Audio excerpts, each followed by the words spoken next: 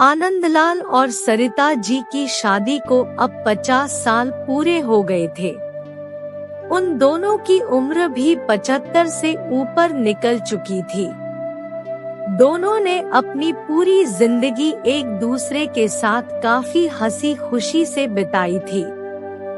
दोनों बिल्कुल दो जिस्म एक जान बनकर जिए थे। सुख दुआ के साथ साथ उन्होंने अपने अपने पर्सनल रहस्य भी एक दूसरे के साथ शेयर किए थे। हाँ, सरिता जी ने केवल एक रहस्य आनंदलाल को कभी नहीं बताया। सरिता जी ने अपने कबर्ड के सबसे ऊपर के खाने में एक जूतों का बॉक्स रखा करती थी, जिसे किसी को भी यहाँ तक कि खुद उनके पति को भी छूने की मनाही थी। मनाही क्या, सख्त वार्निंग थी। सरिता जी ने पति से कह रखा था कि समय आने पर वो उस बॉक्स का राज उन्हें जरूर बताएगी। आनंदलाल को भी इस बात से कोई परहेज नहीं था।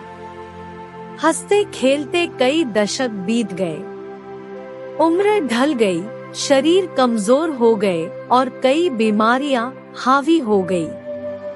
सरिता जी बीमारियों से जूझते जूझते हार मानने लगी। तब अपना आखिरी समय करीब है ये जानकर उन्होंने आनंदलाल को अपने पास बुलाया और अपने जीवन का वो एकमात्र राज जो उनके कबर्ड में बंद था उसको उससे परिचित करवाया।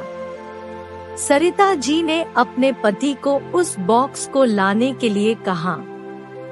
आनंदलाल उस बॉक्स को लेकर आए और उसे ओपन किया तो वो देखकर हैरान हो गए कि उस बॉक्स में 2 खरोची हुई छोटी डॉल्स और ढेर सारे नोट पैसे थे। आनंदलाल ने सरिता से उन डॉल्स के बारे में पूछा।